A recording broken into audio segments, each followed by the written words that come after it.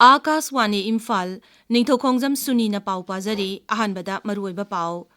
Meghalaya ain kaina koila khoni tawada pokhairakpadagi sikiba migi masing kunmanga sukre. Pradhan Mantri Narendra Modi numit ninigi khongchatang asi ayuk Kuala Lumpur pangkre. Rashtrapati Draupadi Murmuna Chhattisgarh gi Jagdalpurda Pastor Pandam Festival ngasi hawdokani amasung Pradhan Mantri Awas Yojana Gramin gi makhada leibak asigi rajya amasung Union Territory singda yum koti ahum lakh marfutaret sanaba sentang kaithokre.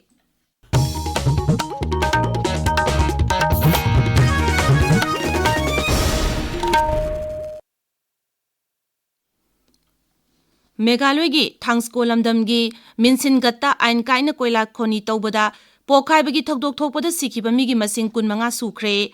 Thawdok asa sikiba makhoi 13 ki asiba haksang sing masak khangdokle amasung makhoi gi mari mata sing da kusinakre hairi haujiksu makha tana mafam asida mi kanba amasung thibagi thabak chathari thawdok asa ga mari leinana police na mioi ani phagat khare makhoina makha tana numit humni gi riman lokthaduna wahang pahong chathari pawasina makha tana hai mapungoina chenaba mioi sing thibagi thabak chathari amasung mara laiba mioi sing ain gi matungina chairak pigani hairi Amaromda, Thawdok asida laikidraba Assamgi sinmi taruk sukre hairi, Kasar jilagi mokok tong officials ki tim mamana mapamasa changchinduna mi thibagi thabak sathari.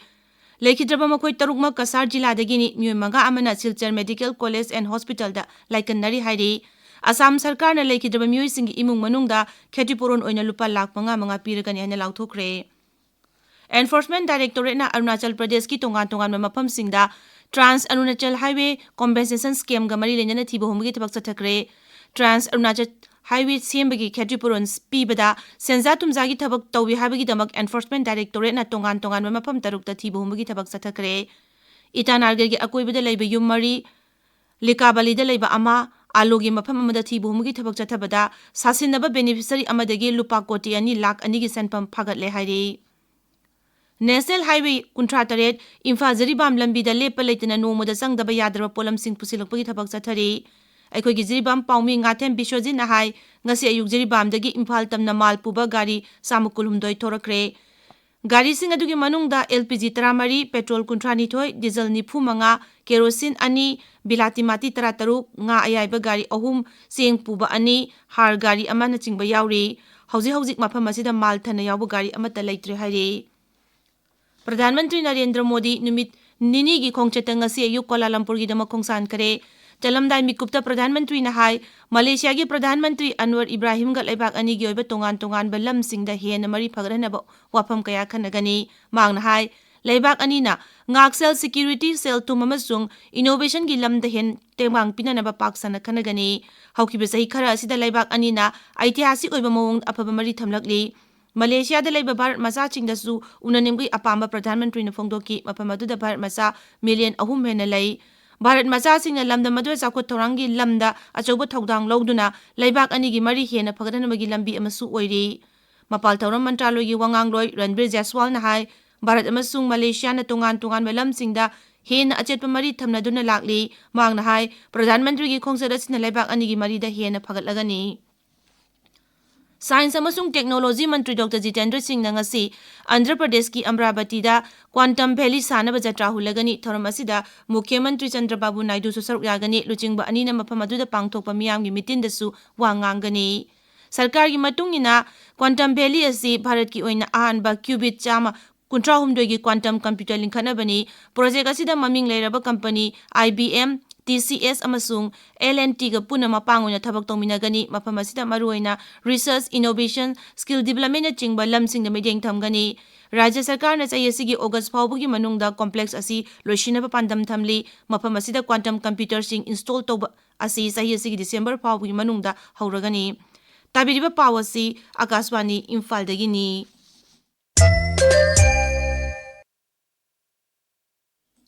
Rashtrapati Draupadi Murmu na ngasi Chhattisgarh gi Jagdalpurda Pastor Pandam Festival hawdokani Rashtrapati Draupadi Murmu nomugi khongchatang ngasi Pastor thunglaragani Srimati Murmu na Jagdalpur gi Larbagh ta pangthokpa miyam gi mitin amada wangangani Rajyapal Remen Deka amasung Mukhya Mantri Vishnu Dio Saishu Festival asi hawdokpugi thoramda saruk yagani Akaswani Pawmina hai kumai asigi manungchena ngastagi hawduna tha asigi mapan phawba tongan malam kaya athoi hen tanabagi thoram kaya pangthokani ꯄꯥꯡꯊꯣꯛꯀꯗꯧꯔꯤꯕ ꯊꯧꯔꯝ ꯑꯁꯤꯗ ꯇꯣꯉꯥꯟ-ꯇꯣꯉꯥꯟꯕ team 34ꯒꯤ artist 900 ꯍꯦꯟꯕꯅ ꯇꯣꯉꯥꯟ-ꯇꯣꯉꯥꯟꯕ ꯅꯥꯠꯀꯤ ꯑꯣꯏꯕ ꯖꯒꯣꯏ ꯏꯁꯩꯒꯤ ꯊꯧꯔꯝ 12 ꯍꯦꯟꯅ ꯎꯠꯀꯅꯤ꯫ ꯃꯁꯤꯒꯤ ꯃꯅꯨꯡꯗ ꯇ꯭ꯔꯥꯏꯕꯦꯜ ꯗꯥꯟꯁ, ꯇ꯭ꯔꯥꯏꯕꯦꯜ ꯃꯍꯧꯁꯥꯒꯤ ꯑꯣꯏꯕ ꯊꯣꯡ ꯊꯥꯛꯄ ꯇꯥꯟꯅꯕꯒꯤ ꯊꯧꯔꯝꯅꯆꯤꯡꯕꯁꯨ ꯌꯥꯎꯔꯤ꯫ गृह मंत्री Amit Shah नुमित हुमनीगी खोंगचत ngasi Chhattisgarh चटकनी।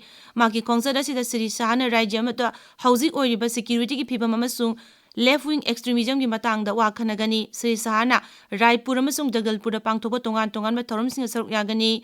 ngasi numidag Raipur मंत्री गा मकोक थोंबा ऑफिशियल सिंगा मिफम पांगथोकनी। मिफम असिदा राज्य सिगी हौजिक ओइरिबा तोंगान-तोंगान थौरमसिंग की मतंगदा कुपना खनगनी।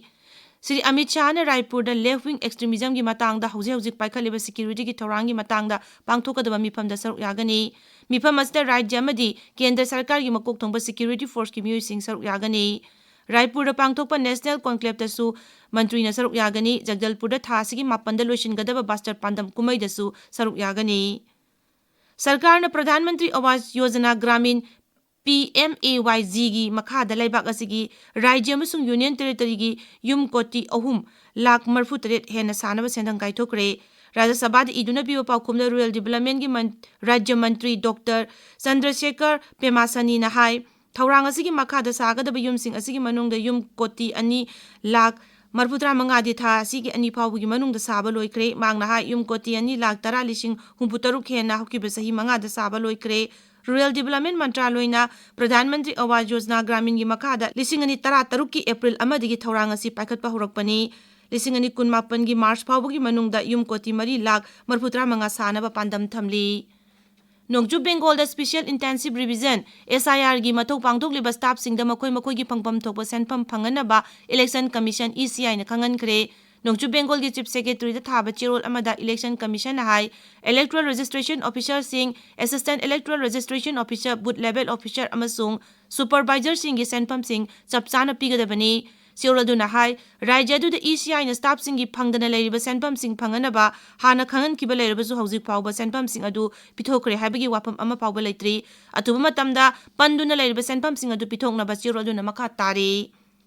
महाराष्ट्र की मुख्यमंत्री देवेंद्र फडणवीस ने हाइरी विदर्भ की नक्सलाइट सोगलबा गढ़चिरोली जिला असी भारत की ग्रीन स्टील हब ओइन सेंगबतलगनी।